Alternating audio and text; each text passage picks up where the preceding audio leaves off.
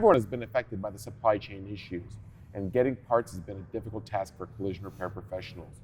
You may hear the term, backlog or back order, or just, simply we just don't have an answer from the supplier when we're going to get your parts. Mike, can you tell us a little bit more about what you're seeing out there and what are some challenges that the repairers are facing? Yeah, so understand as a consumer, the collision repairers have had to modify the way that they normally conduct business, okay?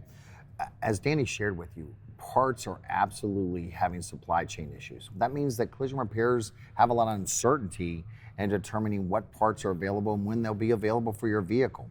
So some things that a collision repairer may ask you to do because of these supply chain issues would be, for example, they might ask you to bring your vehicle in where they do a partial disassembly so they can determine what parts are needed. And then they may put your vehicle back together and tell you to take it back home with you. And then what they want to do is once the parts have been received, then they're going to schedule your vehicle to come in conjunction with when the parts have arrived. They're doing that to minimize your downtime.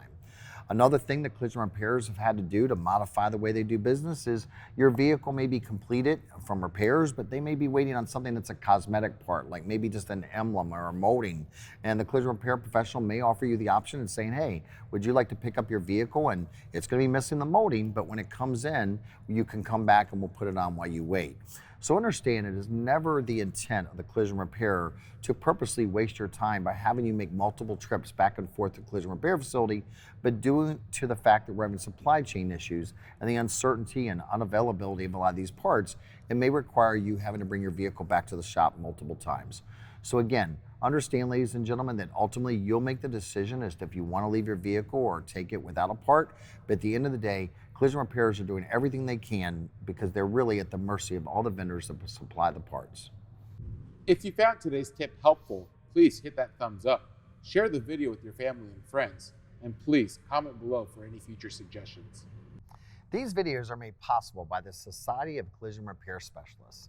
SCRS and their members are committed to the future of the collision repair industry as well as serving you, the consumer. For more information, visit scrs.com or click in the description below.